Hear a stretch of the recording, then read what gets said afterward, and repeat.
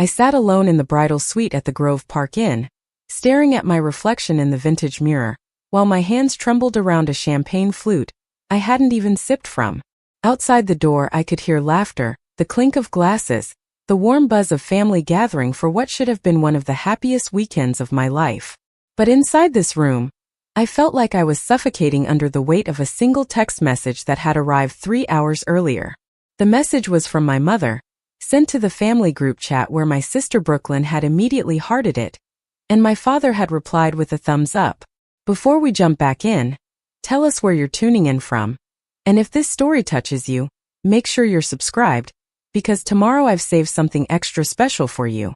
We've discussed it as a family, and we think $50,000 is more than reasonable for all of us to attend your wedding and make it the special day you deserve.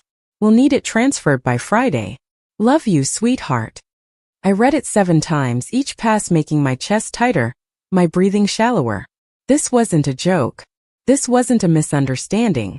My own family was holding my wedding day hostage, and every single one of them thought this was perfectly acceptable.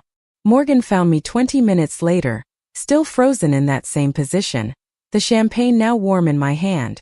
My fiancé took one look at my face and knew something had shattered. When I showed Morgan the message, the color drained from their face, replaced by something I'd rarely seen there before. Pure rage.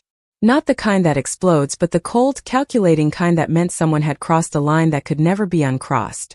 That was the moment everything changed.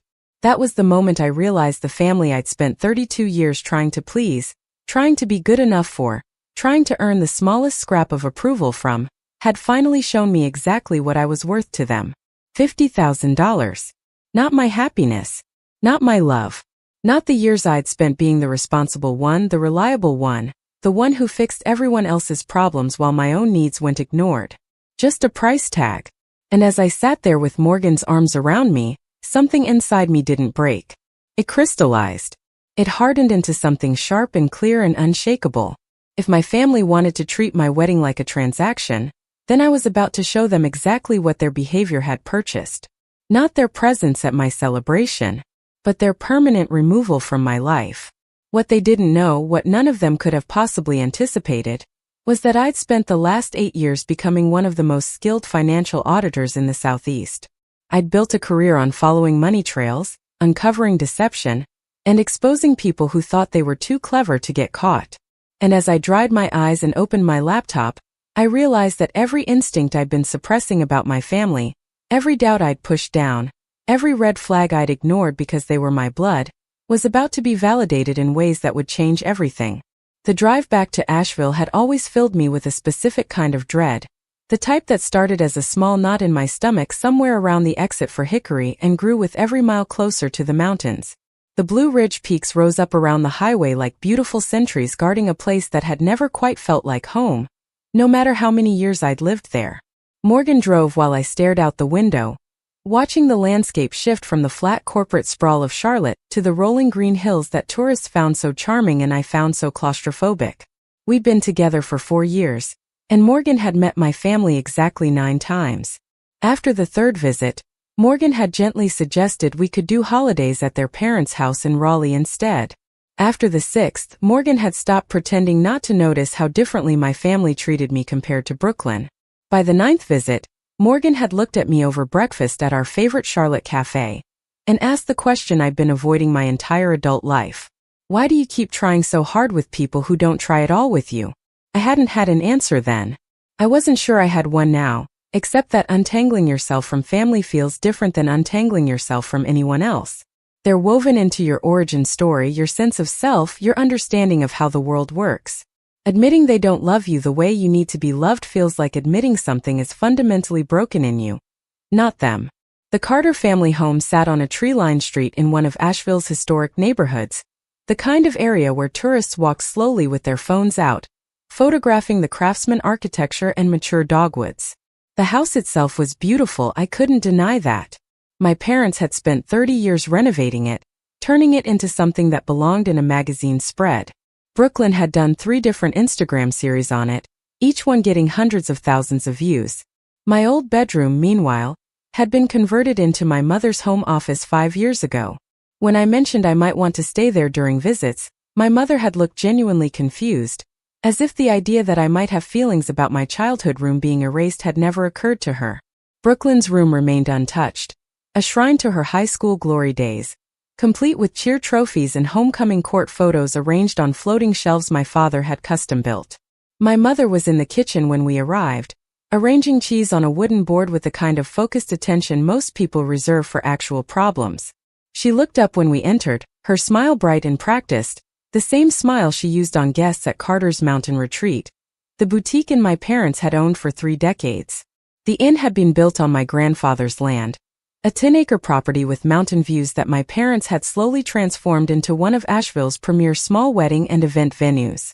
Brooklyn had gotten married there 2 years ago, a 3-day extravaganza that had been featured in Southern Weddings magazine. When I'd asked about possibly using it for my own wedding, my mother had gone quiet for a long moment before explaining they were simply too booked up. And besides, didn't I want something more modern, more me? At the time, I'd accepted this explanation. Now, with Morgan's hand steady in mine, I saw the dismissal for what it had always been. My father emerged from his study, reading glasses perched on his head, his flannel shirt the carefully curated kind that cost $200 and was designed to look like he'd owned it for 20 years. He gave me a brief hug that somehow managed to feel both obligatory and distracted, then turned his full attention to Morgan with question about the drive and the traffic and whether we'd stopped at that barbecue place he'd recommended. Brooklyn arrived an hour later with the kind of entrance she'd perfected over years of influencer events, breezing through the door with shopping bags and apologies about being late that didn't sound remotely sincere. She pulled me into a hug that felt like a performance, her jasmine perfume overwhelming in its intensity, her perfectly highlighted hair brushing my cheek as she air-kissed near my ear. She'd brought her boyfriend Trevor, a detail she'd mentioned casually in a text 2 days earlier, as if introducing a new partner at a family gathering was no different than bringing a bottle of wine. Trevor Lancaster was exactly the kind of man Brooklyn always dated, tall and confident with a smile that showed too many teeth and a handshake designed to establish dominance. He worked in real estate development, something he mentioned within the first 3 minutes of meeting us, along with the fact that he'd just closed on a major property deal in downtown Asheville. My parents lit up around him the way they always did around Brooklyn's boyfriends, as if each new man she brought home might finally be the one to secure her future, and by extension validate their parenting. Trevor wore expensive boots and a watch I recognized from a luxury brand campaign, the kind of calculated casual that whispered wealth without shouting it. When he shook Morgan's hand, his eyes did that quick assessment thing, sizing up and categorizing in a single glance. When he shook mine, his grip lingered just a fraction too long, and something in his smile made my auditor instincts start quietly cataloging details. Dinner was the kind of meal my mother specialized in, effortlessly elegant and designed to photograph well. Brooklyn took at least 15 photos before we were allowed to eat, arranging and rearranging her plate, adjusting the lighting from the candles my mother had placed with strategic precision. My parents asked Brooklyn about her latest brand partnerships, and her subscriber growth and her plans for expanding into lifestyle products. They asked Trevor about his business and his properties and his vision for Asheville's development future. When they finally turned to me, it was my father who spoke, his tone holding that particular kind of politeness reserved for distant acquaintances. "So, Alex still doing the auditing thing? Still working for that firm in Charlotte?" The question shouldn't have stung. I'd heard variations of it my entire life. But sitting there, watching my parents hang on every word Trevor said about luxury mountain condos while treating my 8-year career as a thing, a phase, something I was still doing as if they expected me to grow out of it, something cracked open in my chest. Morgan's hand found my knee under the table. A steady pressure that meant "I see this, I'm here, you're not imagining it." Brooklyn launched into a story about a couple's retreat she and Trevor had attended in Sedona. Something involving sound baths and cacao ceremonies that her followers had absolutely loved. My mother listened with rapt attention, asking questions and laughing at all the right moments. Preparing and narrating this story took us a lot of time, so if you are enjoying it, subscribe to our channel, it means a lot to us. Now back to the story. When I mentioned that Morgan and I had hiked part of the Appalachian Trail last month, my mother nodded absently and asked Brooklyn if she'd brought any photos from Sedona. After dinner, while Morgan helped my father with something in the garage, and my mother loaded the dishwasher with Brooklyn hovering nearby, Trevor found me on the back porch. The night air was cool, carrying the scent of the honeysuckle that grew wild along the fence line. He stood too close, invading my space in a way that might have looked casual to anyone watching but felt distinctly calculated. "I heard you're some kind of financial investigator," he said, his tone light but his eyes watchful. "Corporate auditor," I corrected. "I assess financial risk and compliance for companies going through acquisitions or major investments." He nodded slowly, as if I'd said something far less impressive than what it actually was. "Must be interesting work. Looking through other people's numbers all day." There was something dismissive in how he said it, as if my job was glorified bookkeeping rather than the complex forensic analysis it actually involved. I'd encountered this attitude before, usually from men who felt threatened by women who understood money and power better than they did. "Brooklyn thinks the world of you," he continued, though his tone suggested he didn't share her assessment. "She says you're the responsible one in the family. The smart one." I waited because people like Trevor always had a but coming. "Must be hard though watching your little sister build such an incredible brand while you're stuck in cubicles and spreadsheets." There it was. The casual cruelty wrapped in false sympathy. Before I could respond, Brooklyn called Trevor back inside, and he left with that same too bright smile, squeezing my shoulder in a gesture that might have looked friendly but felt like a warning. I stood alone on the porch for a long time after that, staring at the dark shapes of the mountains against the darker sky, wondering when exactly I'd become the person my own family felt comfortable dismissing to my face. The answer, I realized with a clarity that made my throat tight, was that I'd always been that person. I just finally stopped pretending not to notice. Morgan and I stayed in one of the guest cottages at Carter's Mountain Retreat that night, a small concession my parents had made when I'd pointed out that driving back to Charlotte at midnight wasn't practical. The cottage was beautiful in that carefully curated way, all exposed beams and tasteful mountain decor, the kind of place that charged $400 a night during peak season. Brooklyn got to stay in her childhood room in the main house. Trevor apparently was staying there too, despite my parents' usual strict policy about unmarried couples. But rules I'd learned long ago were flexible when it came to Brooklyn and rigid when it came to me. We lay in the dark, neither of us sleeping, the silence broken only by the distant sound of night birds and the creek that ran through the property. Morgan finally spoke, voice careful in the darkness. "Your family is going to lose their minds when they find out we changed the wedding venue." I've been thinking the same thing. 3 months ago, when the planning had started, I dutifully presented my parents with our plans for a small ceremony at a botanical garden near Charlotte. My mother had physically recoiled, as if I'd suggested getting married at a gas station. She'd immediately begun pushing for something at the Biltmore Estate or one of Asheville's historic venues, somewhere with gravitas and beauty, somewhere she could tell her friends about without embarrassment. Brooklyn had chimed in with suggestions about photographers and florists and caterers, all people she'd worked with who could give us exposure on social media if we mentioned her brand partnership. My father had offered to contribute financially, but only if we moved the wedding to Asheville proper, where their friends could attend more easily. The message was clear. They'd support my wedding only if it happened on their terms, in their town, as a reflection of their taste and their social standing. When I'd quietly insisted on keeping it near Charlotte, near our lives and our friends and the city we'd built a home in, the enthusiasm had evaporated like morning fog. The financial offer had disappeared. The planning help had dried up. Brooklyn had stopped responding to my texts about bridesmaid dresses. And then 2 weeks ago that text message had arrived. The one that had reframed everything. Morgan rolled toward me in the dark, and I felt rather than saw their presence. "We don't have to do this," they whispered. "We can elope. We can get married at the courthouse.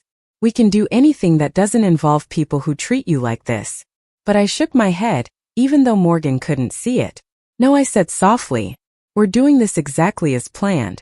Because somewhere in the past 48 hours, between that text message and Trevor's dismissive comments and my mother's careful erasure of my presence, I'd made a decision. I was done shrinking myself to fit into spaces that were never designed to hold me. I was done pretending my family's behavior was normal or acceptable, or something I should tolerate because we shared blood. I was done being the understanding one, the flexible one, the one who absorbed their cruelty and called it love. My family wanted $50,000 to attend my wedding. They wanted me to pay them for the privilege of their presence, as if their approval was a commodity I should be grateful to purchase. So I was going to give them exactly what they'd asked for, just not in the way they expected. The morning light filtered through the cottage windows with that particular golden quality the mountains were famous for, the kind of light that made everything look softer and more forgivable than it actually was. I woke before Morgan, my mind already racing through calculations and timelines and the conversation I knew I needed to have before we left Asheville. My phone showed 3 new messages in the family group chat, all from Brooklyn, all photos from last night's dinner with captions about family time and gratitude and togetherness. In every single photo, I'd been carefully cropped out. It wasn't accidental. Brooklyn had a degree in digital media and years of experience crafting the perfect image.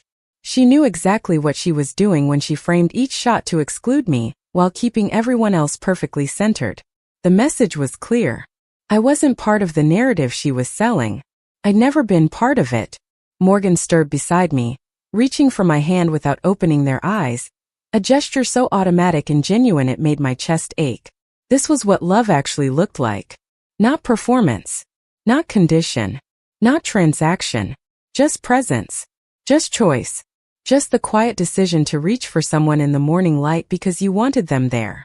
We drove back to the main house for breakfast, a command performance my mother had orchestrated via text at 6:45 in the morning. The dining room table was set with the good china, fresh flowers in a crystal vase, a spread of food that must have taken hours to prepare. My mother believed that beautiful presentation could smooth over any awkwardness, that the right tablescape could make people forget they didn't actually enjoy each other's company. Brooklyn and Trevor were already there, looking disgustingly well-rested and coordinated in their casual, expensive clothes. Brooklyn had her phone propped against a water glass, recording everything for what I assumed would become content later. She barely glanced up when we entered, just waved vaguely in our direction while adjusting the angle on her camera. My father sat at the head of the table reading something on his tablet, his coffee in the specific mug he'd used for as long as I could remember. He looked up when my mother started serving food, smiled that distant smile he'd perfected over decades of being physically present but emotionally unavailable, and asked if everyone had slept well. The conversation during breakfast felt like a scripted play where everyone knew their lines except me. Brooklyn talked about an upcoming campaign with a wellness brand, something involving adaptogenic herbs and crystal-infused water bottles. My mother asked detailed questions and offered enthusiastic support.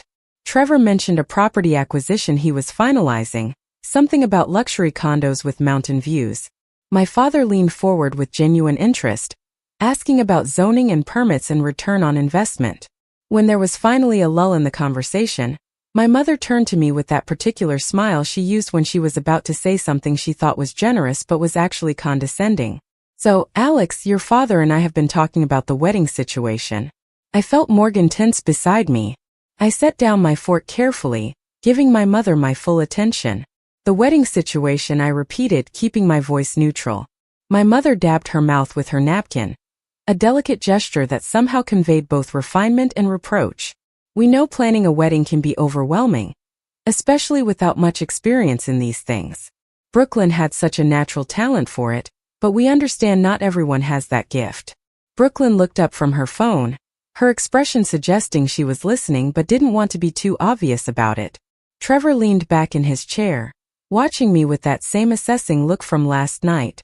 "Your mother and I want to help," my father said, his tone suggesting he was doing me an enormous favor. "But we need to be realistic about what makes sense. The Biltmore is expensive. The vendors you'd need for a proper wedding take months to book. There are standards to maintain." "Standards," I said. My father nodded. "The Carter name means something in this community. When we host events, when we celebrate milestones, people have certain expectations. We can't just throw something together and hope for the best." Brooklyn finally set down her phone, and I realized this entire breakfast had been staged. They'd planned this conversation, rehearsed their parts, decided together how they were going to handle me. "Honestly, Alex," Brooklyn said, her voice carrying that older sister authority she'd wielded over me our entire lives, "I think you're being stubborn about this. Mom and Dad are trying to help you have a real wedding, not some backyard barbecue situation." "A real wedding," I repeated slowly, "as opposed to what I had planned, which is apparently fake."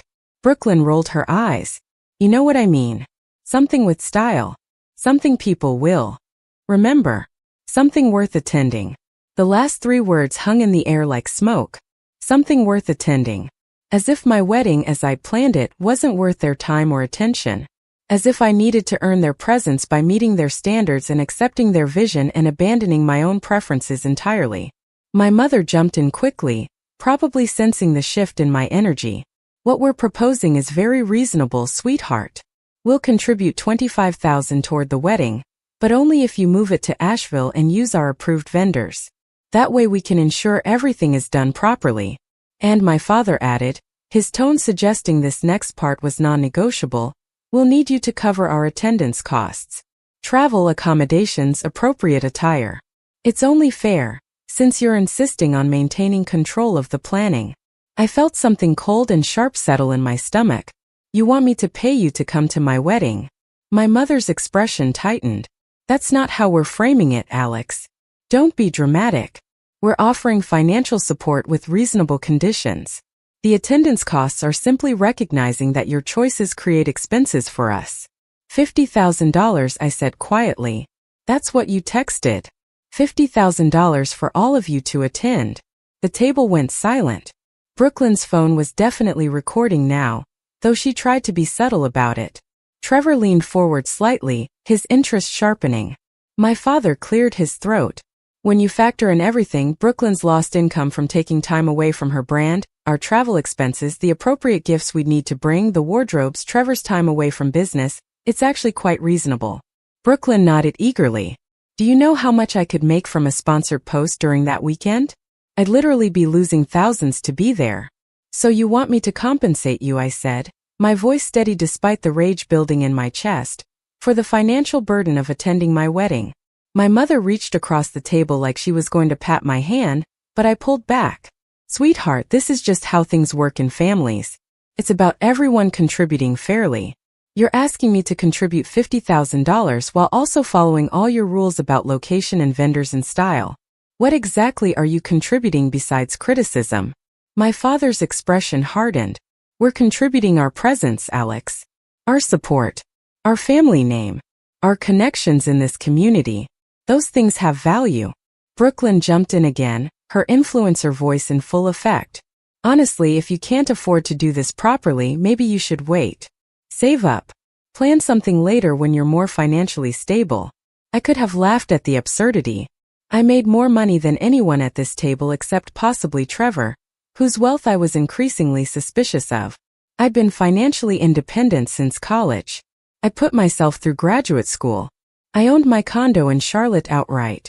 But Brooklyn, who monetized every aspect of her life for strangers on the internet and still relied on our parents for her car payment, was suggesting I couldn't afford my own wedding.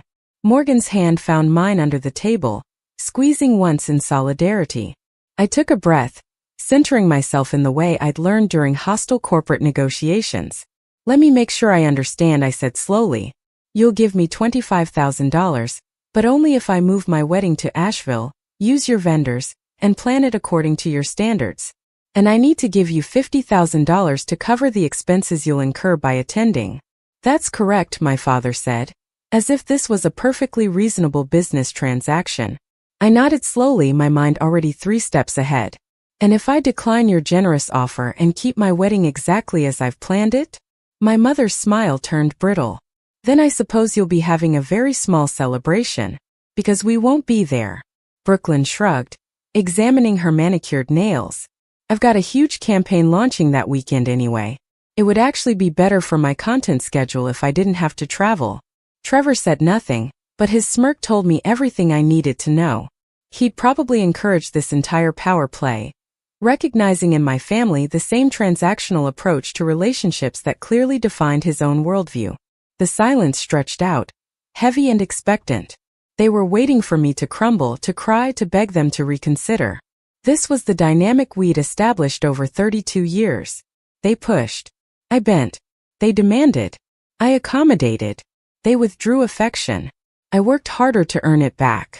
But something had fundamentally shifted in me, and I realized they couldn't feel it yet. They still thought I was the same Alex who'd spent her whole life trying to be good enough for people who would never think she was enough. I stood up from the table, my movement deliberate and calm. Thank you for clarifying your position, I said evenly. It's actually very helpful to know exactly where I stand. My mother blinked, confused by my lack of emotional response. Alex, don't be hasty. We can discuss this. There's nothing to discuss, I said. You've made your terms clear. Now I need to make some decisions about how to proceed. Brooklyn rolled her eyes again. God, you're so dramatic.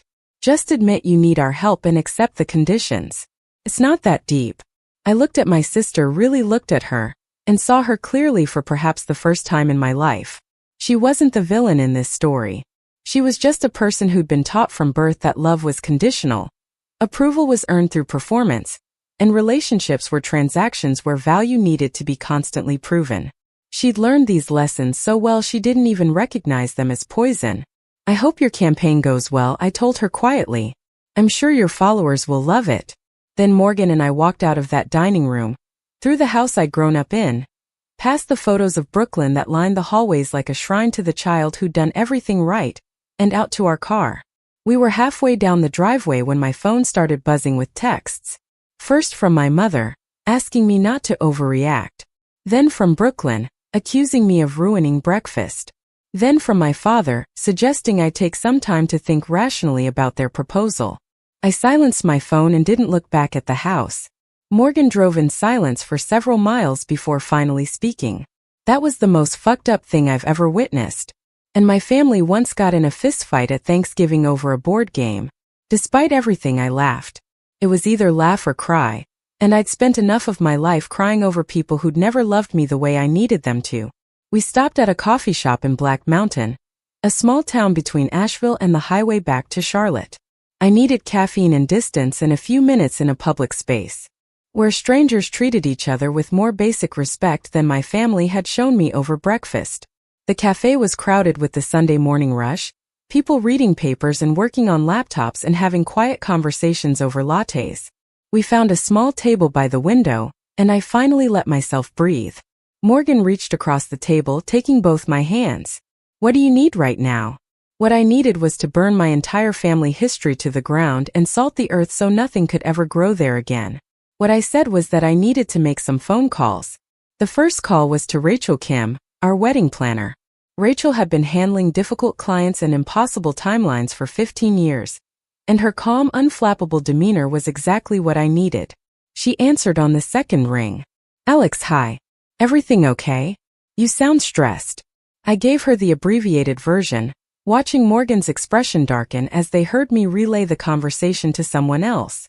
Rachel was quiet for a long moment after I finished. Okay, she finally said. Okay, first of all, what your family is doing is financial coercion, and it's absolutely not normal. Second, we can absolutely handle this, but I need to know what you want the outcome to be.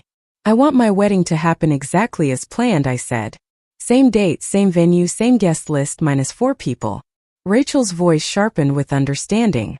You want to uninvite your family. I want to ensure they can't attend even if they change their minds, I corrected.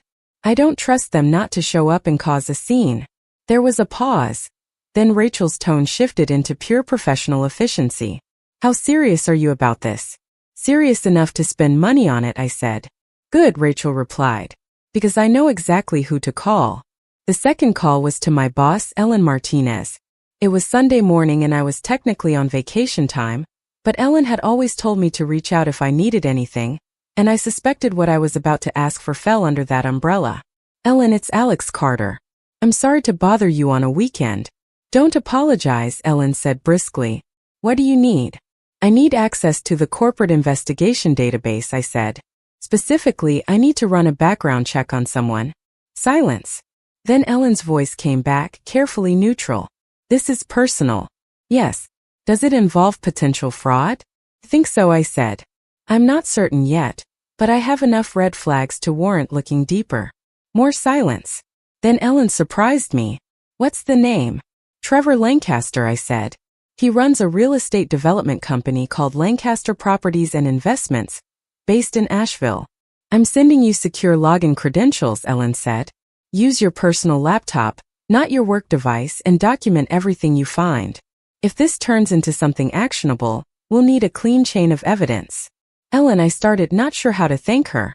I've been doing this job for 23 years, she cut me off. I know what family coercion looks like. I know what financial abuse looks like. And I know you wouldn't be asking for this access if you didn't have a damn good reason.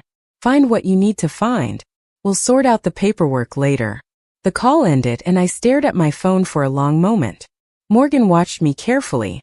What are you thinking? I'm thinking, I said slowly, that my family picked the wrong person to underestimate. We drove back to Charlotte in the early afternoon, the mountain landscape gradually flattening into Piedmont as we put distance between ourselves and Asheville. I spent the drive alternating between righteous anger and a grief so profound it made my chest physically ache. Because this was loss. Real loss. I was mourning the family I'd always hoped I had, the parents I'd wanted them to be, the sister I'd imagined we could become to each other. I was mourning the version of my life where I belonged somewhere, where blood meant something more than shared DNA and legal obligation. Morgan seemed to sense I needed quiet, so they just drove, one hand on the wheel and one hand holding mine, offering presents instead of platitudes. By the time we pulled into our building's parking garage in Charlotte, I'd moved through the worst of the grief and into something clearer and colder. I'd spent 32 years trying to earn love from people who were fundamentally incapable of giving it. I'd twisted myself into shapes that didn't fit, dimmed my light so their mediocrity looked brighter, and called my own erasure family loyalty. I was done. Our condo felt like a sanctuary after the performance of my parents' house. I kicked off my shoes, poured a large glass of wine, and opened my laptop at the dining table. Morgan settled beside me with their own drink, and we sat in comfortable silence as I logged into the database Ellen had given me access to. Trevor Lancaster's name pulled up immediately, and what I found in the first 10 minutes made my pulse quicken with the familiar rush of discovering something that didn't add up. Lancaster Properties and Investments had been registered 4 years ago, with Trevor listed as sole proprietor and CEO. The company claimed to specialize in luxury mountain real estate development, with a focus on sustainable building practices and community integration. The website was slick and professional, full of architectural renderings and testimonials from satisfied clients. But when I started digging into the actual financials, the story fell apart. 3 different property projects were listed as completed, but none of them had corresponding building permits on file with the county. 2 projects showed purchase dates for land parcels, but when I cross-referenced with property records, those parcels had never been sold. The timeline didn't make sense either. Trevor had supposedly completed a $1 million development in a time frame that was physically impossible, given the permits and inspections required. I pulled up tax records next, and that's when things got really interesting. Lancaster Properties had reported gross revenues of $3.7 million over the past 2 years, but the business had paid less than $30,000 in state taxes. The deductions claimed were wildly inappropriate. Personal vehicle expenses listed as business use. A home office deduction that represented 80% of what appeared to be a luxury condo. Travel expenses that included a 2-week trip to Monaco. Morgan leaned over my shoulder, reading the screen. Is this what I think it is? I think Trevor is running a shell company, I said slowly. The developments don't exist. The projects are fabrications. He's using the business to launder money or hide assets or both. But where's the money actually coming from? That's the question, I murmured, pulling up another database. I ran Trevor's name through a federal contractor registry, then through business licensing records, then through a financial institution database we used for fraud detection. And there it was. Trevor Lancaster had opened 17 different business credit lines in the past 3 years, each one using a slightly different variation of his company name. He'd maxed out every single one, defaulting on 12 of them. The remaining 5 were severely delinquent, with collection agencies already involved. He wasn't a successful developer. He was a con artist running a credit fraud scheme. Morgan whistled low. Your sister is dating a criminal. Not just dating, I said, my mind racing ahead. If they're serious, if he's integrating into the family the way it looked this weekend, he's positioning himself for something bigger. I thought about the way Trevor had talked to my father, the interest he'd shown in Carter's mountain retreat, the casual questions about property and assets.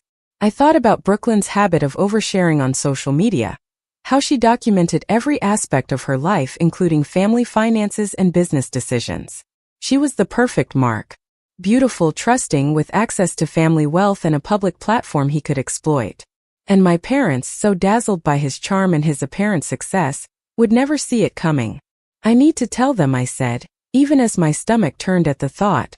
Morgan touched my shoulder gently. Alex, they just demanded $50,000 to attend your wedding. They spent breakfast telling you that your plans weren't good enough, and your life choices were wrong. Do you really think they'll believe you? I wanted to argue, but Morgan was right. If I called my parents right now and told them Trevor was running a fraud scheme, they'd dismiss it as jealousy or spite or me being dramatic again. Brooklyn would accuse me of sabotaging her relationship because I couldn't stand to see her happy. They'd close ranks around Trevor and push me even further away. I sat back, staring at the screen full of evidence. So what do I do?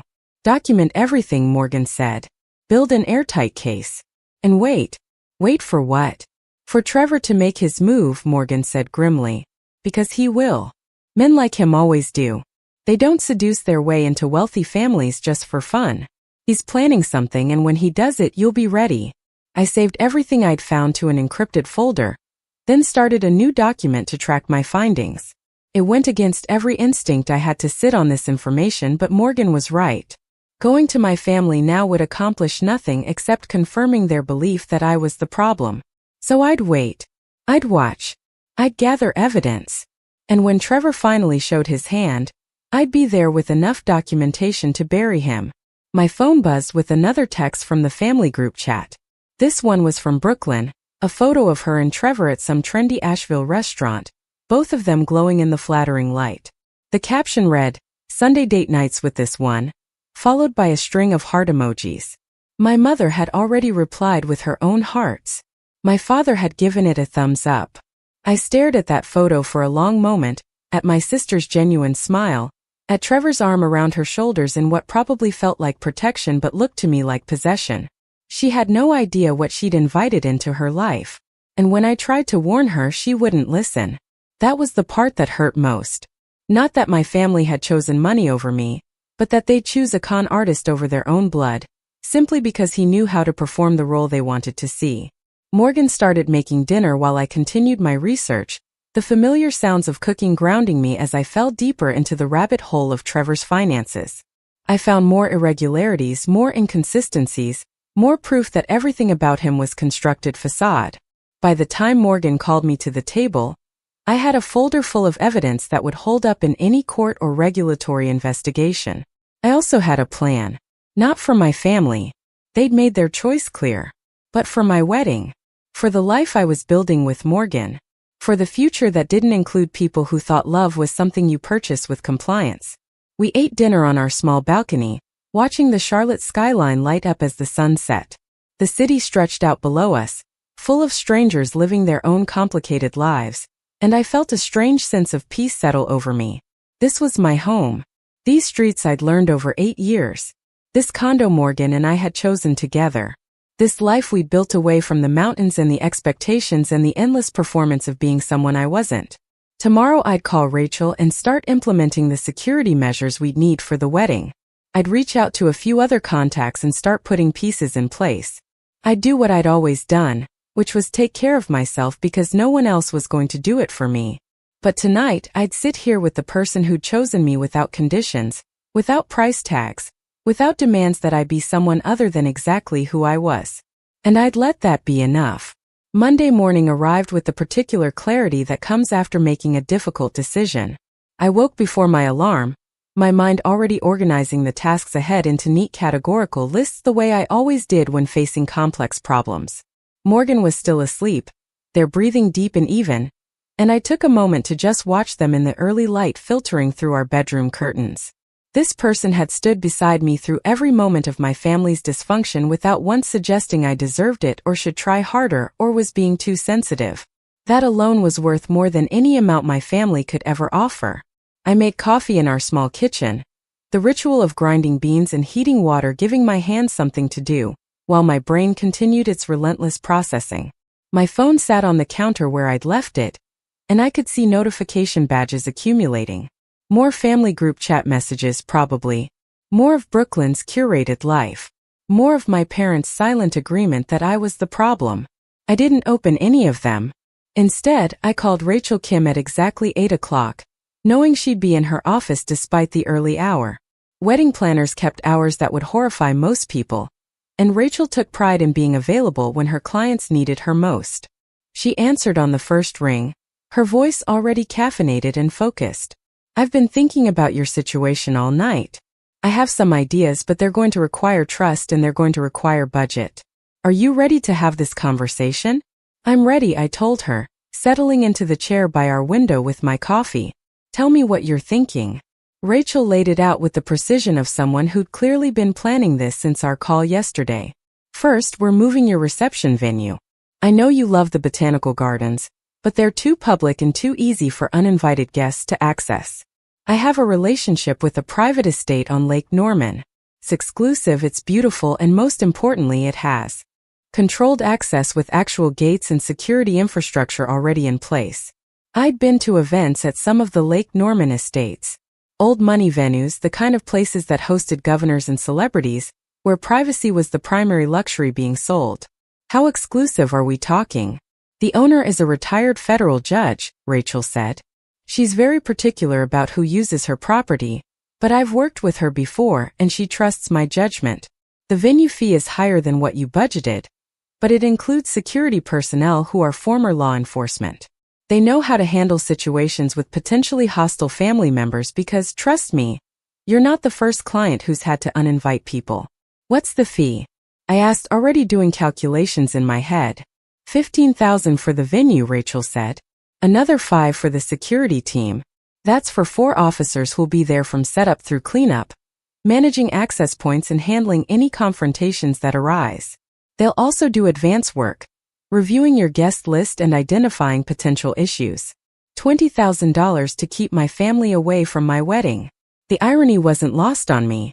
They demanded $50,000 to attend. I'd be spending less than half that to ensure they couldn't. "Do it," I said. "Book the venue, hire the security, send me the contracts." "There's one more thing," Rachel said, her tone shifting slightly. "I need you to document everything. Every text message, every email, every conversation where your family has made demands or conditions. I need a paper trail showing that you made reasonable attempts to include them, and they chose to make unreasonable financial demands. If they try to cause problems later, legally or socially, you'll need evidence that you acted in good faith." "I can do that," I said, thinking of the folder already accumulating on my laptop. "I'm good at documentation." "I know you are," Rachel said, and I could hear the smile in her voice. "That's why I think we can actually pull this off without it becoming a total disaster." "One more question though. Do you want them to know in advance that they're not welcome? Or do you want them to find out when they show up?" The question hung in the air. Part of me wanted to tell them directly, to have one final conversation where I laid out exactly how their behavior had consequences. But I knew how that conversation would go. My mother would cry and accuse me of being cruel. My father would lecture me about family obligation. Brooklyn would make it about her, about how I was ruining her relationship with Trevor by being dramatic. And in the end, nothing would change except I'd have given them ammunition to play the victim. "Let them find out when they try to attend," I said finally. "If they bother to try at all." "Understood," Rachel said. "I'll send over the new contracts by end of day. In the meantime, I'm going to reach out to all your vendors and update them on the venue change. Is there anything else you need from me right now?" "Just one thing," I said. "If my family does show up and security has to remove them, I want it documented. Photos, incident reports, everything. Not for social media or revenge, but because I need proof that I didn't imagine this. That it really happened the way I remember it happening." Rachel was quiet for a moment. "Alex," she said gently, "you're not imagining anything. What your family is doing to you is real, and it's wrong, and you deserve to protect yourself from it. I'll make sure everything is documented." After we hung up, I sat with my coffee and watched the morning light change across our living room. Morgan emerged eventually, hair sticking up in 3 directions, shuffling toward the coffee maker with the determined focus of someone who wasn't quite awake yet. "How'd it go with Rachel?" they asked, pouring their own cup. "We're moving the venue to Lake Norman," I said. "Private estate, controlled access, security team. $20,000. Morgan nodded slowly, processing. "That's a lot of money." "It's less than they wanted me to pay them," I pointed out. And unlike their presence, security will actually provide value. Morgan snorted into their coffee, then came to sit beside me on the couch. Do you want to tell them? Your family, I mean. Give them a heads up that the venue changed and they're not invited? I shook my head. If they cared enough to attend, they wouldn't have demanded $50,000. If they change their minds and decide to come, they'll find out then. Otherwise, I'm not wasting energy on people who've made it clear I'm not worth theirs. Morgan kissed my temple, a gesture so casual and affectionate it made my throat tight. You're handling this better than I would. I'm really not, I admitted. I'm just good at compartmentalizing. Give me a week and I'll probably have a breakdown in a Target parking lot. I'll be there with ice cream and bad decisions, Morgan promised. I spent the rest of Monday morning working from home, catching up on emails and reviewing audit reports for a client acquisition that was supposed to close by the end of the month. Work was blessedly straightforward compared to family drama. Numbers either added up or they didn't. Companies either followed regulations or they violated them. There was a clarity to it that human relationships never seem to have. Around noon my phone started ringing. My mother's contact photo filled the screen, a picture from 5 years ago at some family dinner where everyone was smiling like we actually enjoyed each other's company. I let it go to voicemail. She called again 10 minutes later. Voicemail again. Then a text arrived. Alex, we need to talk about yesterday. You left very abruptly and your father and I are concerned. Please call when you have a moment.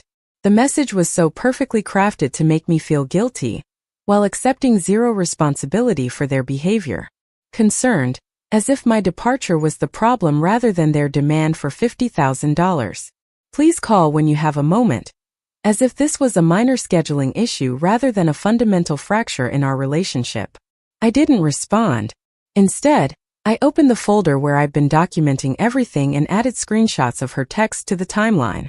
Each message I didn't answer felt like reclaiming a small piece of myself. Brooklyn texted an hour later. Her message shorter and more accusatory. Mom said you're ignoring them. Real mature, Alex. We were trying to help you and you're acting like a child. I stared at that message for a long time. We were trying to help you. As if demanding money and controlling every aspect of my wedding was help. As if dismissing my choices and invalidating my preferences was support. Brooklyn genuinely believed this, I realized. She'd been raised in a system where love was transactional and conditional, and she'd internalized it so completely that she couldn't see how twisted it was. I didn't respond to her either. Each silent non-response was its own form of answer. By Tuesday afternoon, I had 17 missed calls and 32 text messages from various family members. My mother had escalated from concern to hurt to angry. My father had sent a long email about responsibility and family obligation, and how I was making a mistake I'd regret. Brooklyn had gone from accusatory to confused to posting passive-aggressive Instagram stories about fake people, and knowing who your real family was.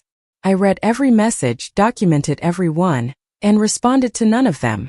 It was fascinating in a detached, clinical way, watching them cycle through the stages of realizing they'd lost control of me.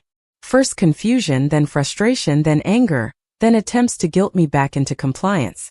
None of them seemed to consider that maybe, just maybe, their behavior was the problem. Rachel sent over the new venue contracts Tuesday evening, and I signed them immediately.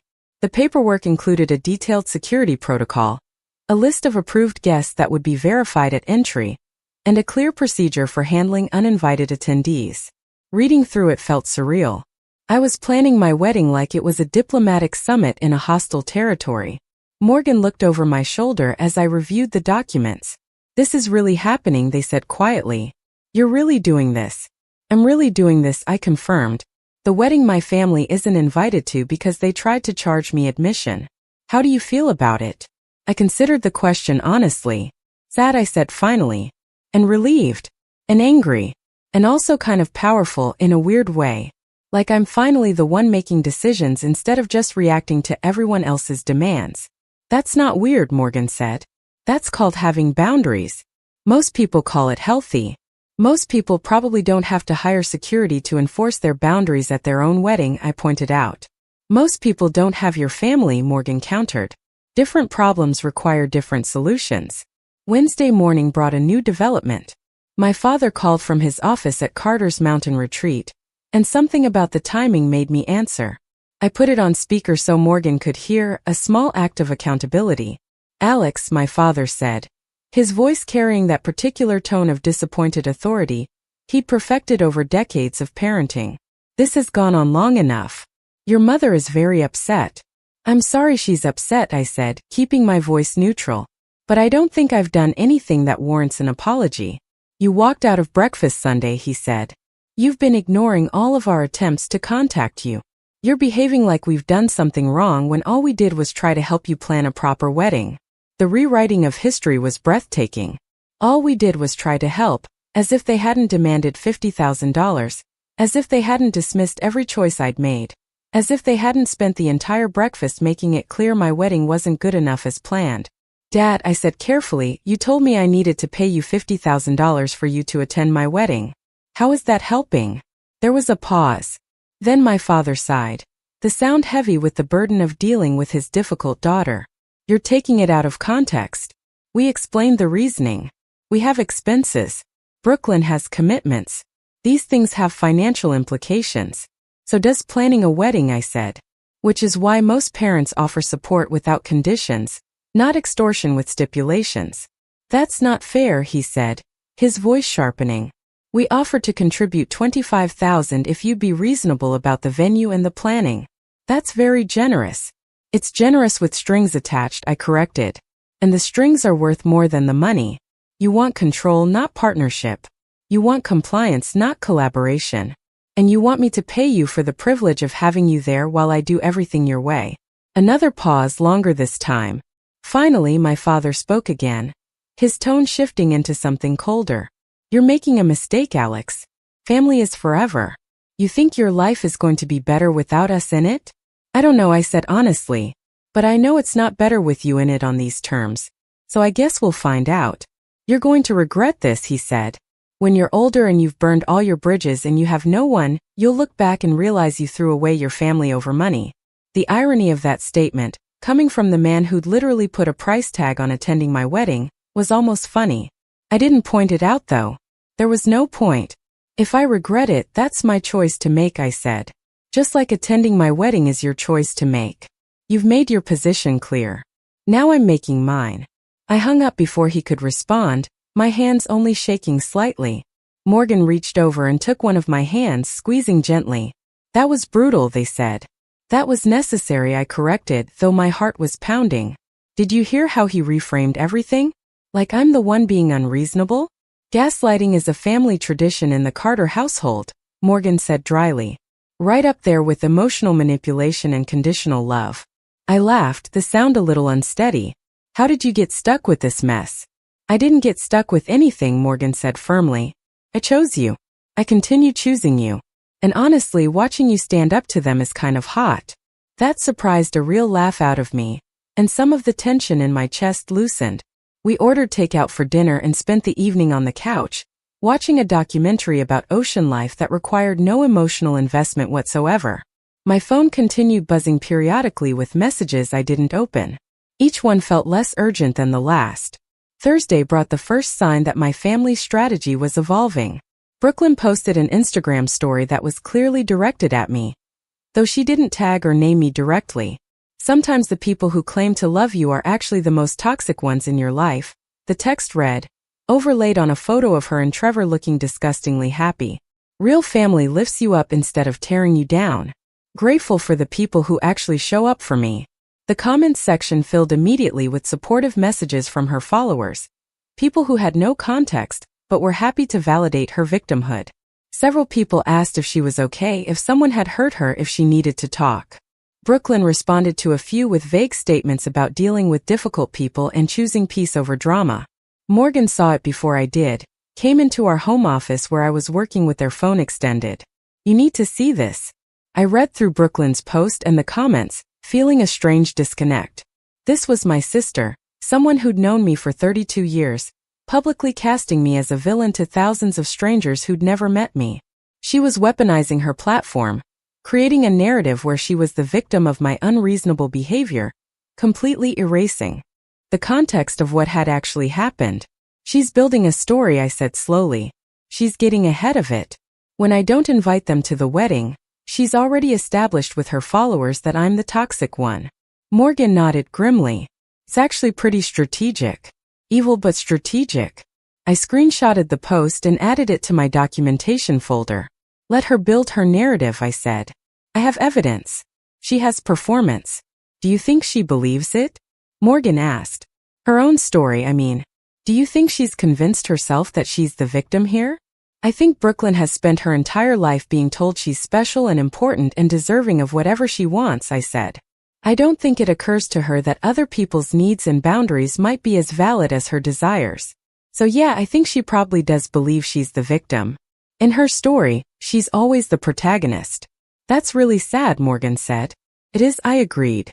But it's not my job to fix her or teach her or help her grow. Not anymore. Friday afternoon, Rachel called with an update. The venue is confirmed for June 15th. Security team is briefed and ready. I've updated all the vendors on the new location and everyone's on board.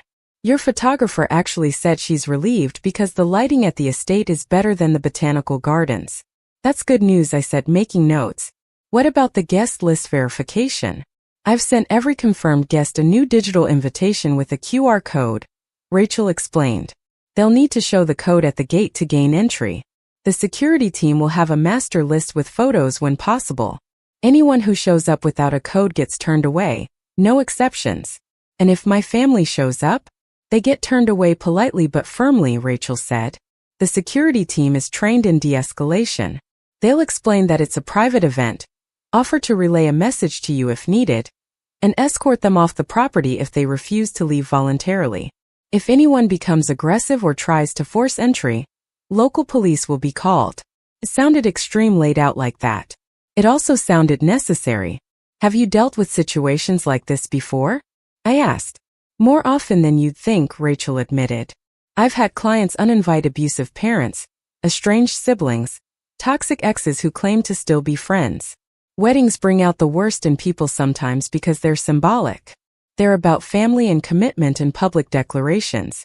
When someone's not included, it forces everyone to acknowledge that the relationship is broken. I guess I'm acknowledging it, I said. You're protecting yourself, Rachel corrected gently. There's a difference. That evening, Morgan and I met with the security team at a coffee shop in downtown Charlotte. The lead officer was a woman named Diane Torres, former Charlotte-Mecklenburg Police Department, now working private security for high-profile events. She had the kind of calm, assessing presence that made you feel both safe and slightly nervous, like she was cataloging every detail about you for future reference. Walk me through the situation, Diane said once we were settled at a corner table with our drinks. Rachel gave me the basics, but I want to hear it from you. I laid it out as factually as I could. The family dynamics, the escalating dismissiveness, the financial demand, the decision to uninvite them, the concern they might show up anyway. Diane took notes, asked clarifying questions, and never once suggested I was overreacting. When I finished, she nodded slowly. Okay, few questions. Do you think any of them are likely to become physically aggressive? No, I said immediately. They're manipulative and emotionally cruel, but not violent. Do any of them have connections to local law enforcement or political figures who might complicate things if we have to remove them? My father knows some people in Asheville, I said. But we're outside their jurisdiction, and he's not well connected enough in Charlotte to pull strings. Good, Diane said. What about social media? Is anyone likely to try to film an incident and post it online? My sister is an influencer, I admitted. If she shows up and gets turned away, she'll absolutely record it and try to make herself look like the victim. Diane exchanged a glance with her colleague, a younger guy named Marcus who'd been quiet until now. That complicates things, Marcus said. Once something's online, it's out there forever. Which is why we document everything on our end, Diane said firmly. If your sister films herself getting removed from a private event she wasn't invited to, we'll have our own footage showing exactly what happened. She can spin whatever story she wants, but we'll have evidence of the truth. I felt something in my chest loosen slightly. You really think this is going to work? I think you're doing everything right, Diane said. You're setting clear boundaries, you're communicating through appropriate channels, you're documenting everything, and you're taking reasonable security precautions. If your family chooses to respect your boundaries, there won't be any conflict. If they don't, we'll handle it professionally. Either way, you get to have your wedding on your terms. On my terms. What a novel concept. I'd spent so much of my life accommodating other people's terms, adjusting myself to fit their requirements, that the idea of claiming my own space felt almost revolutionary. We wrapped up the meeting with handshakes and the exchange of contact information. Diane promised to do a site visit at the Lake Norman estate early next week to assess the security infrastructure and plan their positioning. As Morgan and I walked back to our car through the warm Charlotte evening, I felt something shift inside me. Not quite peace, but maybe the beginning of it. The knowledge that I'd done everything I could to protect myself and my wedding from people who'd proven they didn't have my best interests at heart. My phone buzzed in my pocket. Another message in the family group chat. I didn't even pull it out to look. Whatever they were saying, whatever new strategy they were deploying, it didn't matter anymore. I'd made my decision. I'd set my boundaries. And for the first time in my entire life, I was choosing myself over their approval. The sunset painted the Charlotte skyline in shades of amber and rose as we drove home, and I watched the city lights begin to flicker on one by one. Somewhere in Asheville, my family was probably talking about me, probably painting me as ungrateful or dramatic or broken. Let them. I had a wedding to plan, a life to build, and a future that didn't require their permission or their presence. And honestly, for the first time in longer than I could remember, that future looked pretty damn good. The 2 weeks leading up to the wedding passed in a blur of final details and mounting tension. My family had gone eerily quiet after that last phone call with my father.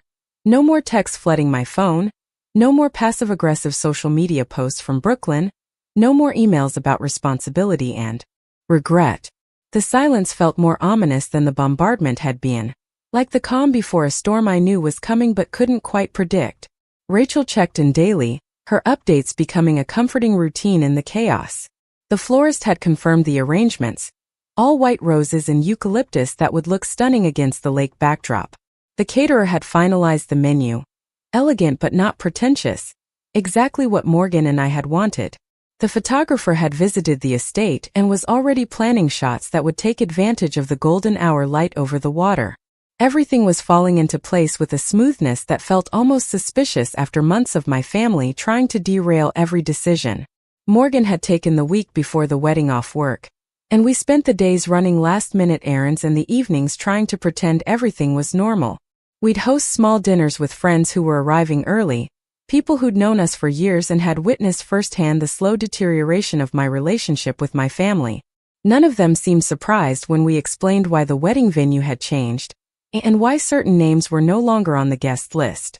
A few had actually said it was about time. Jamie Rodriguez, my oldest friend from college, had flown in from Seattle 5 days before the wedding. We'd met freshman year when we were randomly assigned as roommates, and she'd been there for every major moment of my life since. She'd also met my family enough times to have opinions, and she'd never been shy about sharing them. We met for lunch at a quiet bistro in Charlotte's Plaza Midwood neighborhood, just the two of us, and I filled her in on everything that had happened since my last update. Jamie listened without interrupting, her expression growing darker with each new detail I shared. When I finished, she set down her fork with careful precision. I want to be supportive, she said slowly. I want to be the friend who tells you that family is complicated and relationships are hard. And maybe there's still hope for reconciliation. But honestly, Alex, fuck those people. I laughed, the sound startled out of me. That's one way to put it. They demanded $50,000 to attend your wedding, Jamie said, her voice rising slightly despite the public setting. They treated you like a transaction. They've spent your entire life making you feel like you're not good enough. And now they're acting like you're the villain for finally setting boundaries. So yeah, fuck them. You're doing the right thing. It doesn't feel like the right thing, I admitted. It feels terrifying and sad and like I'm burning down my entire history. Sometimes the foundation is so rotten that burning it down is the only way to build something stable, Jamie said. You've been trying to shore up that foundation your entire life, Alex. You've been the responsible one, the one who tries to make peace, the one who absorbs everyone else's dysfunction so they don't have to deal with consequences. And where has it gotten you? Here, I said quietly. Uninviting my family from my wedding and hiring security to keep them out. Exactly, Jamie said. And you know what? That's growth. That's you finally recognizing that you deserve better than what they've been giving you. I'm proud of you, even if it's hard. Her words settled something in me, a validation I hadn't realized I needed. We finished lunch talking about lighter things, old college memories and mutual friends and Jamie's new job that she loved. By the time we parted ways, I felt steadier, more certain that the path I'd chosen was the right one even if it hurt. 3 days before the wedding, I got a call from an unknown number with an Asheville area code. I almost didn't answer, but something made me pick up. A woman's voice I didn't recognize came through, professional and slightly apologetic. Is this Alex Carter? I'm calling from Carter's Mountain Retreat. I have a situation I thought you should be aware of. My stomach dropped. What kind of situation? Your sister Brooklyn came by the office this morning asking questions about your wedding, the woman said. Specifically, she wanted to know if we had any bookings under your name or your fiancé's name. She seemed to think you might be having your wedding here despite being told the property was booked. What did you tell her? I asked, my mind racing. I told her we don't disclose information about bookings to anyone who's not the primary client, the woman said. But between you and me, she seemed pretty determined to figure out where your wedding is happening. I thought you should know in case it becomes an issue. I thanked her for the heads up and ended the call, immediately texting Rachel. My sister is trying to find out where the wedding is. We need to make sure the estate address doesn't leak. Rachel's response came within minutes. Already on it. The estate isn't listed publicly, and the owner values discretion.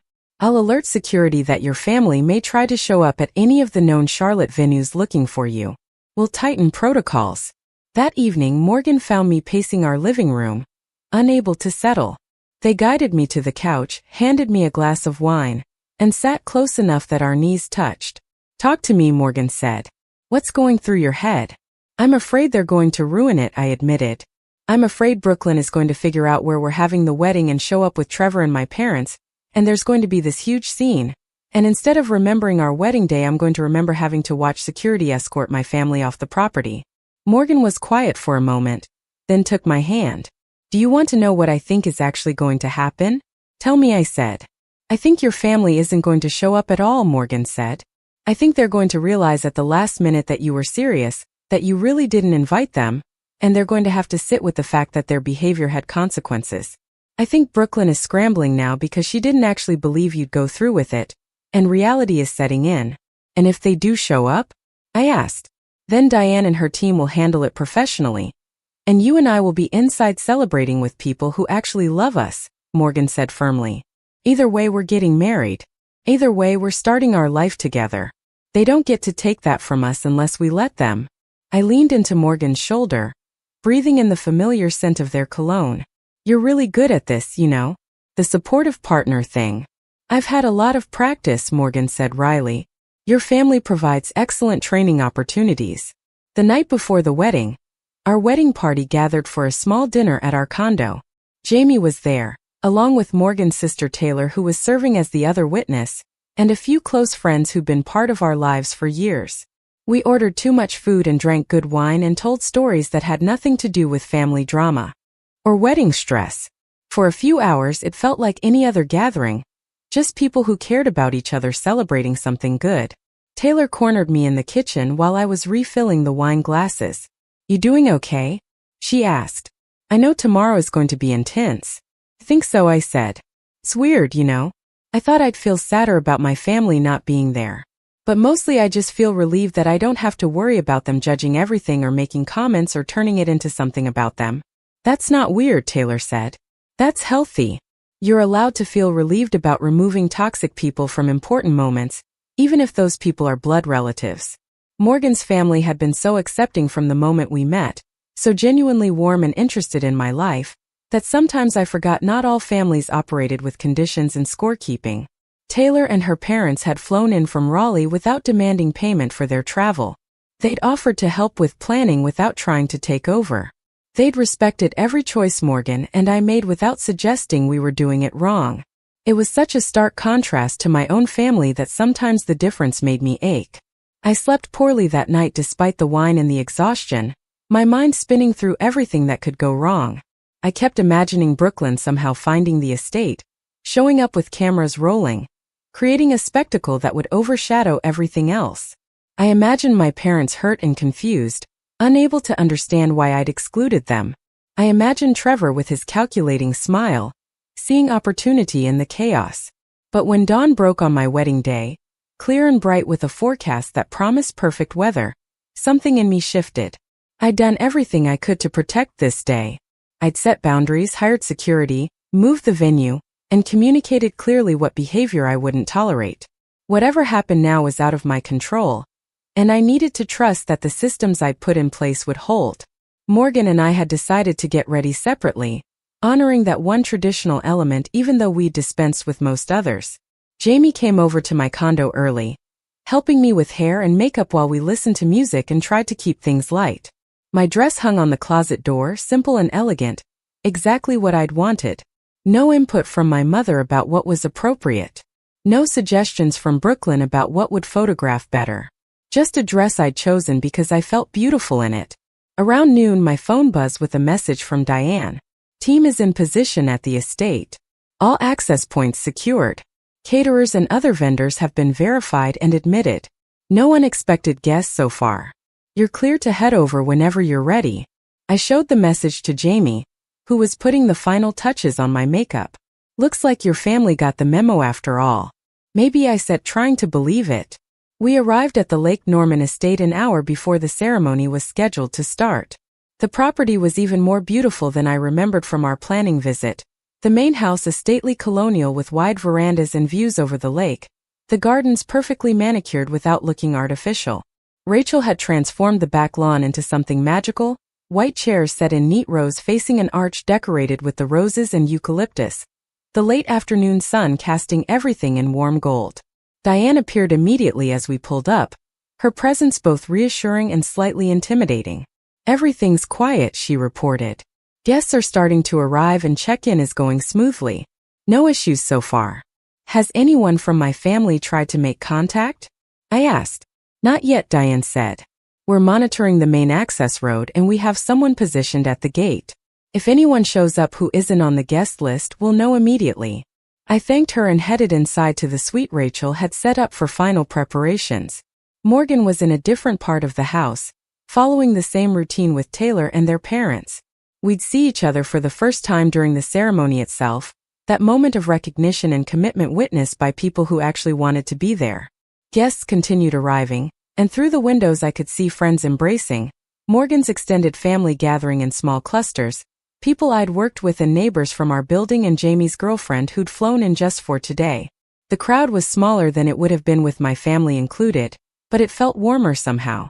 Intimate in a way that large weddings sometimes aren't. Rachel appeared at 3:45, looking calm despite surely managing a dozen moving pieces. We're ready when you are. Everyone's seated. Morgan is in position. The officiant is waiting. It's time.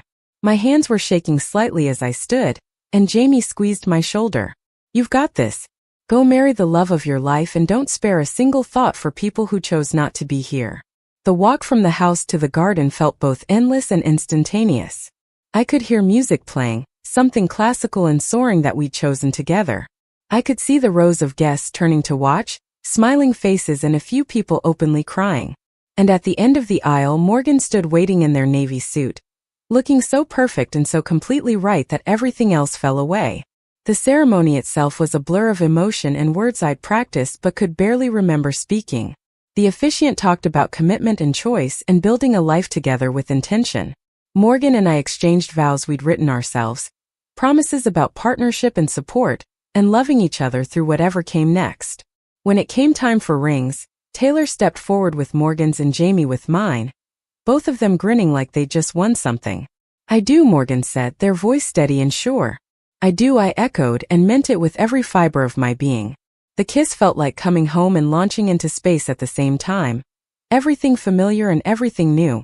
And when we turned to face our guests as a married couple, the cheers and applause washed over us like a wave. We walked back down the aisle together, hand in hand, and I didn't look for faces that weren't there.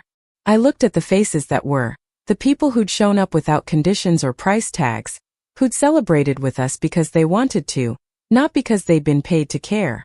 The reception unfolded on the veranda overlooking the lake, tables arranged to encourage mingling, food served family style to create connection.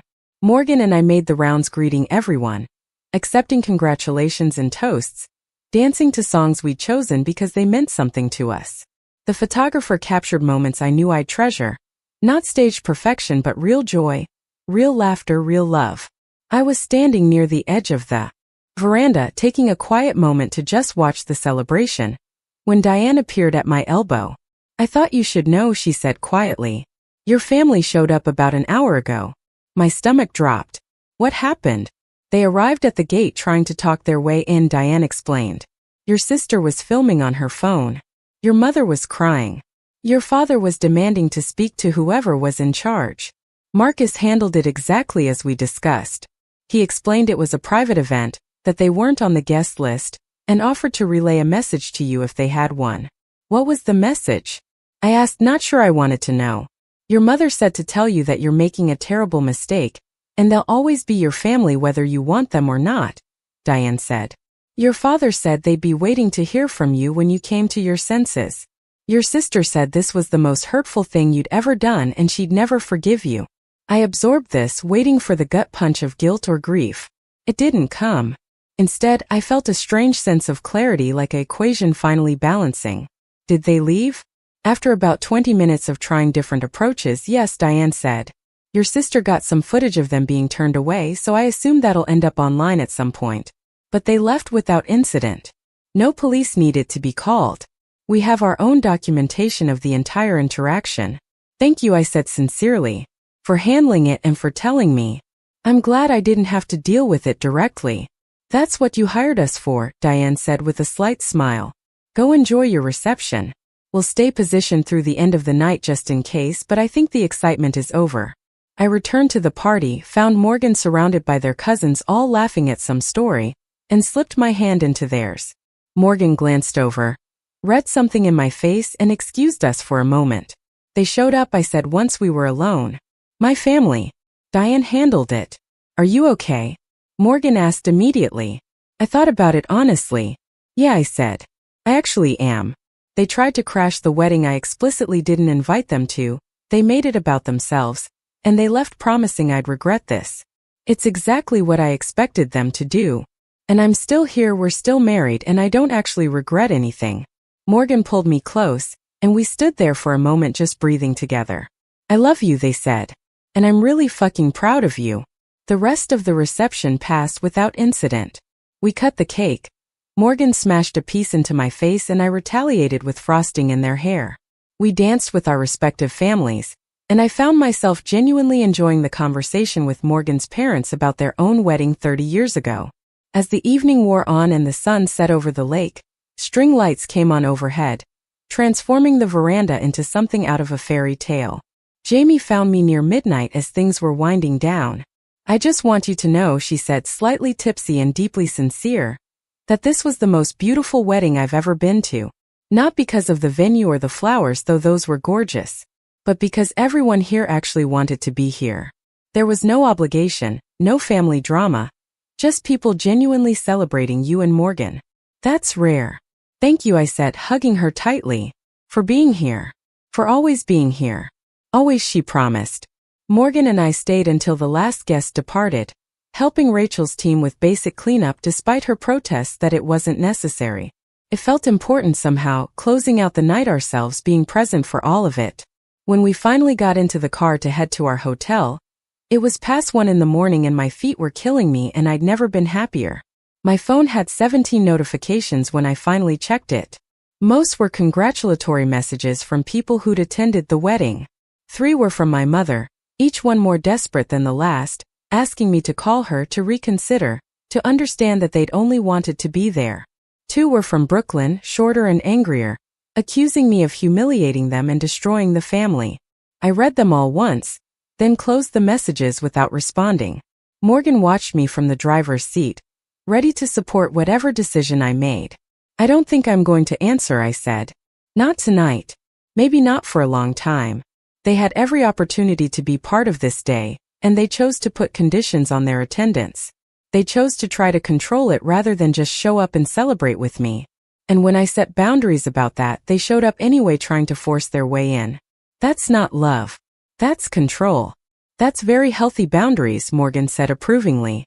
I learned from the best, I said, reaching over to take their hand. We checked into the hotel, a historic property downtown that we'd chosen specifically because we'd spent our first anniversary there. The suite was ridiculous and wonderful, and we were both too exhausted to do much more than change out of our wedding clothes and collapse into bed. But before we turned off the lights, I opened my laptop one final time. Brooklyn had posted about being turned away from the wedding, a long caption about betrayal and family bonds, and how some people were capable of cruelty beyond imagination. The comments were predictably supportive of her, people who didn't know the full story offering sympathy and outrage. A few people had apparently found our wedding hashtag, and were leaving nasty comments on photos our photographer had posted. I could have felt hurt by it. I could have worried about how this would affect my reputation or my relationships. Instead, I felt a profound sense of peace. Brooklyn could tell whatever story she needed to tell to make herself feel better. My parents could paint me as ungrateful or selfish or broken. It didn't matter anymore because I knew the truth, the people who mattered knew the truth, and I documented everything in case that truth ever needed to be proven. I closed the laptop and turned to Morgan, who was already half asleep. We did it, I said softly. We did, Morgan mumbled. We got married despite your family's best efforts to make it impossible. And it was perfect, I added. Really was, Morgan agreed. I lay there in the dark, listening to Morgan's breathing even out into sleep, and thought about the journey that had led here. Not just the past few months of wedding planning and family drama, but the entire 32 years of trying to be enough for people who would never see me as enough. The lifetime of bending myself into shapes that didn't fit, of absorbing criticism and calling it love, of accepting crumbs and calling it family. I thought about the moment I decided to uninvite them, sitting in that bridal suite with their text message demanding $50,000. I thought about how terrifying that decision had been, how certain I was that I'd regret it, that I was overreacting, that I should just pay them and make peace and keep the fragile balance we'd always maintained. I thought about how wrong that certainty had been, because standing up to them, setting boundaries, choosing myself over their approval hadn't destroyed me. It had freed me. And yes, it hurt. Yes, there was grief for the family I'd wanted them to be, for the relationship I'd hoped we could have. But that grief was clean, a mourning for something that had never actually existed rather than the slow poison of tolerating their mistreatment and calling it love. Tomorrow, Morgan and I would leave for our honeymoon, 2 weeks in Portugal that we'd planned without consulting anyone or considering anyone's schedule but our own. When we returned, we'd move forward with our lives, continuing to build something that was ours, that didn't require permission or approval from people who'd never given it freely anyway. My family would probably continue reaching out, cycling through anger and guilt and eventual attempts at reconciliation that came with conditions attached. Or maybe they wouldn't. Maybe they'd write me off entirely, the daughter who'd rejected them, and I'd become a cautionary tale they told at future family gatherings. Either way, I'd be okay. More than okay, actually. I'd be free. The Lake Norman estate was dark now, the celebration over, the evidence of our wedding day being cleaned away by Rachel's efficient team. But the memory of it remained, not in the physical details but in the feeling. The feeling of being surrounded by people who chose to be there, who celebrated without strings attached, who loved without conditions. That was what family was supposed to feel like. And if my blood relatives couldn't provide it, I'd build it elsewhere with people who understood that love wasn't a transaction. I fell asleep finally, exhausted and happy and at peace with the choice I'd made. Because at the end of it all, I'd spent $20,000 not to keep my family out of my wedding, but to keep them from ruining the most important day of my life. And given what they demanded, what they tried to control, what they'd attempted to destroy, that $20,000 was the best money I'd ever spent. Portugal was exactly what we needed, 2 weeks of cobblestone streets and ocean views and wine that tasted like sunshine. We stayed in small boutique hotels, ate seafood pulled from the Atlantic that morning, and spent our days wandering through Lisbon and Porto without any schedule or obligations. Morgan's phone stayed mostly off, and mine sat in my suitcase for the first 3 days before I even bothered to charge it. When I finally did turn it on, the notifications flooded in like a dam breaking. Texts from my mother that started pleading and evolved into accusatory. Voice messages from my father that began with disappointment and ended with thinly veiled threats about consequences. A series of Instagram stories from Brooklyn documenting her version of events, each one more dramatic than the last, painting herself as the victim of my inexplicable cruelty. Morgan watched me scroll through everything, their expression carefully neutral. "How are you feeling about all that?" "Honestly," I said, setting the phone down on our hotel balcony overlooking the Douro River, "I feel nothing. It's like watching a movie about someone else's life. They're performing their grief and their outrage, but it doesn't touch me anymore." "That's growth," Morgan said, leaning back in their chair with a glass of Vinho Verde. "6 months ago you would have been devastated. A year ago you would have called them back trying to explain yourself. A year ago I still thought I could make them understand," I said. "I thought if I just found the right words or the right approach, they'd see me the way I needed to be seen. Now I know that's not possible. They don't want to see me. They want to see the version of me that exists to make their lives easier." We spent the rest of the honeymoon deliberately disconnected, checking our phones only for logistics and navigation. We hiked along coastal cliffs in the Algarve, took a cooking class in a tiny village whose name I couldn't pronounce, and spent an entire day doing nothing but reading on a beach that felt like it belonged in a dream. It was the first time in months I'd gone more than a few hours without thinking about my family, and the absence of that constant weight felt revolutionary. On our last night in Portugal, sitting at a restaurant that jutted out over the ocean, Morgan reached across the table and took my hand. "I need to tell you something," they said, their tone suddenly serious. My stomach clenched automatically, years of conditioning making me expect bad news. "Okay. I'm really proud of you," Morgan said. "For everything you've done these past few months. For setting boundaries. For protecting yourself. For choosing us over people who've never chosen you. I know it's been hard, and I know it's not over. But I want you to know that watching you stand up for yourself has been one of the most inspiring things I've ever witnessed." I felt tears prick my eyes, the good kind that come from being seen and valued. "Thank you for standing with me through all of it. I couldn't have done this without you." "Yes, you could have," Morgan said firmly. "You're stronger than you think you are. I just got to be here for the journey." We flew back to Charlotte on a Sunday evening, both of us sunburned and relaxed and dreading the return to reality. Our condo felt smaller after 2 weeks away, the stack of mail on the counter a reminder of all the mundane responsibilities we'd left behind.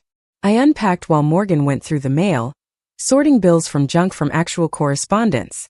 "Alex," Morgan called from the kitchen, their voice carrying a note I couldn't quite identify. "You need to see this." I walked in to find them holding a formal-looking letter, the kind that comes from law offices with letterhead and certified mail tracking. My heart sank. "What is it?" "It's from your father's attorney," Morgan said, handing it over. "Looks like they're not done fighting." I read through the letter once, then twice, trying to process the legal language. It was a demand letter, accusing me of elder abuse through financial exploitation and emotional manipulation. It claimed I'd coerced my parents into giving me money over the years, and then cut them off from family events as retaliation when they tried to set boundaries. It threatened legal action if I didn't agree to mediation and make amends for the harm I'd caused. The audacity of it took my breath away. They demanded $50,000 to attend my wedding. I'd refused and uninvited them, and now they were claiming I'd financially exploited them. The projection was so blatant it would have been funny if it wasn't so malicious. "This is harassment," Morgan said, reading over my shoulder. "They're trying to intimidate you into backing down." I set the letter on the counter and pulled out my laptop. "Good thing I documented everything," I said, my voice steadier than I felt. "Every text, every email, every conversation. I have evidence of exactly what happened." "We need a lawyer," Morgan said. "A real one, not just someone sending threatening letters." I called Ellen Martinez first thing Monday morning, explaining the situation. She listened without interrupting, then connected me with the firm's general counsel, a woman named Patricia Wong who specialized in family law and protective orders. Patricia reviewed everything I'd documented over the course of a 2-hour meeting in her downtown office. She read through text messages, listened to voice message recordings I'd saved, examined the evidence I'd gathered about Trevor's financial fraud, and took detailed notes about the timeline of events. When she finished, she looked up with an expression that was part admiration and part concern. "You've done an exceptional job documenting everything," she said. "Most people in your situation don't have anywhere near this level of evidence. That said, your family is clearly escalating, and we need to take this seriously. What are my options? I asked. Patricia laid them out methodically. We can respond to their attorney with our own documentation, essentially calling their bluff and making it clear that any legal action would expose them to discovery that wouldn't be favorable. We can pursue a restraining order if their contact continues to be harassing or threatening. Or we can proactively file a motion for declaratory judgment, essentially asking a court to state on the record that you haven't done anything wrong and their accusations are unfounded. What do you recommend? Morgan asked. Honestly, Patricia said, I think we respond firmly but don't escalate unless they do. Most of these family disputes don't actually make it to court, because discovery is expensive and emotionally devastating for everyone involved. If your parent's attorney is competent, they'll advise against pursuing this once they see your documentation. But we need to make it crystal clear that you're not intimidated, and you're prepared to defend yourself aggressively if necessary. She drafted a response letter that was a masterpiece of legal writing, polite in tone but devastating in substance. It outlined the actual timeline of events, attached selected documentation, and made clear that any legal action would result in counterclaims for harassment, defamation, and emotional distress. It mentioned in passing that I'd also uncovered evidence of potential financial fraud by my sister's boyfriend that might be of interest to relevant authorities if this matter proceeded to formal litigation. The letter went out on Wednesday. By Friday afternoon, Patricia received a response from my parents' attorney withdrawing all claims and stating that they'd been operating under a misunderstanding of the facts. No apology, no acknowledgement of wrongdoing, just a quiet retreat now that they realized I wasn't going to be bullied into submission. That should be the end of it, Patricia said when she called with the update. They're not going to pursue this legally. They may continue trying to reach out to you personally, but the legal threat is off the table. I thanked her profusely, relieved but also somehow exhausted by the whole ordeal. It had been less than a week since we'd returned from our honeymoon, and already my family had managed to drag me back into chaos and conflict. Morgan found me that evening sitting on our balcony, staring at the Charlotte skyline without really seeing it. Talk to me, they said, settling into the chair beside me. I'm tired, I admitted. I'm tired of fighting them. I'm tired of having to defend myself. I'm tired of spending emotional energy on people who will never give me what I need from them. So stop, Morgan said simply. I looked over at them. What do you mean? Stop fighting them, Morgan clarified. Stop defending yourself. Stop engaging. You've set your boundaries. You've protected yourself legally. Now just stop giving them access to you at all. Block their numbers? I asked. Block their numbers, Morgan confirmed. Block them on social media. Have Patricia send one final letter saying all future communication needs to go through your attorney. Create a wall between you and them that they can't breach without significant effort. And then live your life without them in it. It sounded so simple laid out like that. So final. So much like giving up. It's not giving up, Morgan said, reading my expression. It's choosing peace over pain. You've tried everything else. You've explained yourself, you've set boundaries, you've given them chances to change. They've responded with demands, manipulation, and now legal threats. At some point, you're allowed to just be done. That night, I sat with my phone in my hands for a long time, staring at my family's contact information. My mother's number that I'd had memorized since childhood. My father's that I'd called countless times over the years seeking advice or approval. Brooklyn's that used to mean late-night conversations and shared secrets before she became someone I barely recognized. I blocked them one by one, each tap feeling both momentous and anticlimactic. Then I blocked them on Instagram, on Facebook, on every platform where they could reach me. I set up email filters so their messages would go directly to a folder I'd check once a month at most. I created distance measured in digital barriers, walls built from privacy settings and blocked contacts. Morgan hugged me afterward, and I cried in a way I hadn't let myself cry through all of this. Not sad tears exactly, but grief tears, mourning tears, the kind that come when you finally accept that something is really over and not coming back. The weeks that followed settled into a strange new normal. Without the constant background noise of family drama, my life felt simultaneously quieter and fuller.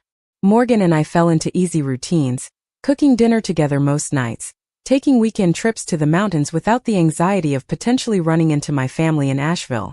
I threw myself into work, taking on a major audit project that would have felt overwhelming before, but now seemed manageable compared to the emotional labor of managing my family. Jamie called regularly to check in, and I appreciated her consistency even when I didn't have much to report.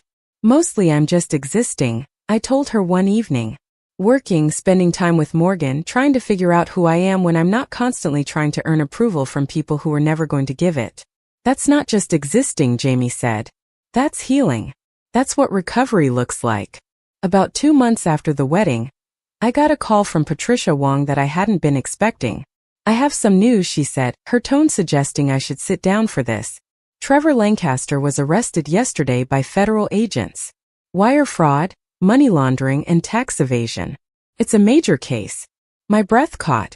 Does my family know? I assume so, Patricia said. It's been all over the Asheville news. His bail was set at $500,000, and from what I understand he's having trouble making it. Is Brooklyn okay? I asked the question automatic despite everything. I don't know, Patricia admitted.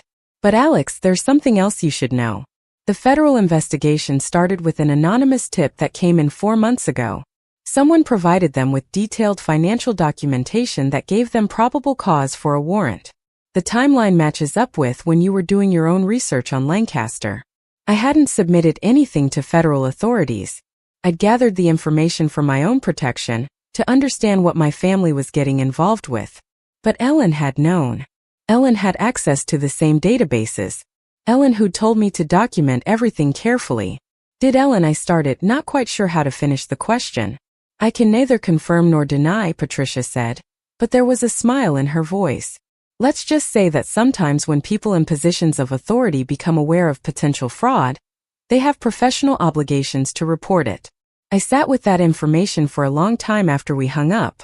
Part of me wanted to reach out to Brooklyn to check if she was okay, to offer support even after everything. But the larger part of me recognized that doing so would just pull me back into a dynamic I'd worked so hard to escape. Brooklyn had chosen Trevor despite my warnings. She'd sided with him over me. Whatever consequences she was facing now were the result of her own choices, not my responsibility to fix. Morgan came home to find me cooking dinner with perhaps more intensity than the recipe required, channeling anxious energy into chopping vegetables. They listened as I explained about Trevor's arrest, about the federal charges, about Brooklyn's situation. Do you want to reach out to her? Morgan asked when I finished. I don't know, I admitted. Part of me does. Part of me still feels responsible for her somehow, even though I know that's not rational. What would reaching out accomplish? Morgan asked gently. Would it help her? Would it help you? Or would it just reopen a door you closed for very good reasons? I thought about Brooklyn as I'd last seen her, beautiful and confident and utterly convinced that I was the problem. I thought about her Instagram posts painting me as a villain, about her standing at the gate of my wedding demanding entry, about every moment she'd chosen everyone else over me. It would reopen the door, I said finally, and I don't think I can survive having that door open again. Then don't open it, Morgan said. Send her good thoughts from a distance if you want. Hope she figures things out. But don't sacrifice your own peace to fix problems she created. The arrest made local news in Charlotte too, since Trevor had been operating in multiple cities.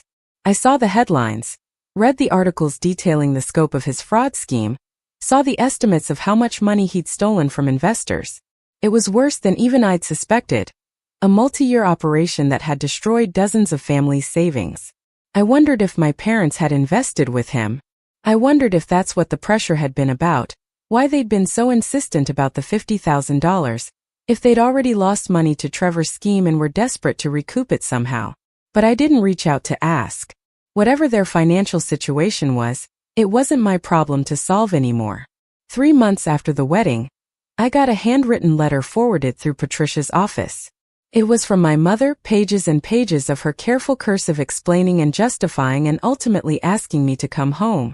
She said they'd been hasty about the wedding demands. She said they missed me. She said family was forever and we needed to find a way past this. But notably, she didn't apologize. She didn't acknowledge that demanding $50,000 was wrong.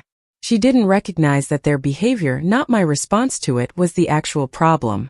It was just more of the same pattern, asking me to forget and forgive and come back without them having to change anything about themselves. I filed the letter away without responding. Morgan asked if I wanted to talk about it, and I shook my head. There's nothing to say that I haven't already said. If she can't hear it by now, she never will.